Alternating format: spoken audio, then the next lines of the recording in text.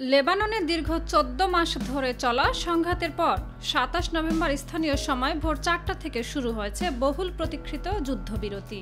তবে যুদ্ধবিরতির প্রথম দিনে ইসরায়েলি সেনারা গুলি চালিয়েছে, যা উত্তেজনাকে আরও নতুন মাত্রা দিয়েছে। যুদ্ধবিরতির ঘোষণার পর বাস্তুচ্যুত লেবানিজ বাসিন্দারা ধীরে ধীরে তাদের ঘরবাড়িতে ফিরতে শুরু করেছেন। তবে লেবাননের লিটানি নদীর দক্ষিণে ইসরায়েলি সেনাদের কড়া নজরদারি ও সতর্ক অবস্থান রয়ে গেছে। এই এলাকায় বেসামরিক চলাচলের নিষেধাজ্ঞা আরোপ করা হয়েছে। ইসরায়েলি বাহিনী বলছে সেখানে সন্দেহভাজন ব্যক্তিদের বিরুদ্ধে কঠোর ব্যবস্থা নেওয়া হচ্ছে। ইতিমধ্যেই ৪ জন হিজবুল্লাহ সদস্যকে আটক করার কথা জানিয়েছে ইসরায়েলি সেনারা।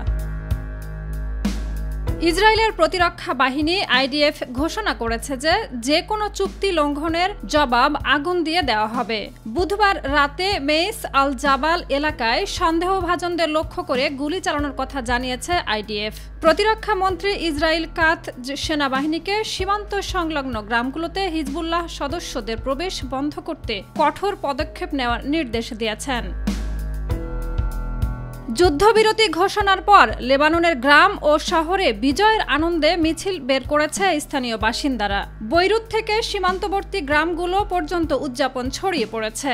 স্পিকার নবিহ বেরি বাসিন্দাদের তাদের নিজ ভূমিতে ফিরে যাওয়ার আহ্বান জানিয়ে বলেন, এই যুদ্ধ লেবাননের ইতিহাসের সবচেয়ে বিপজ্জনক অধ্যায়। এখন আমাদের ঐক্যবদ্ধ থাকতে হবে।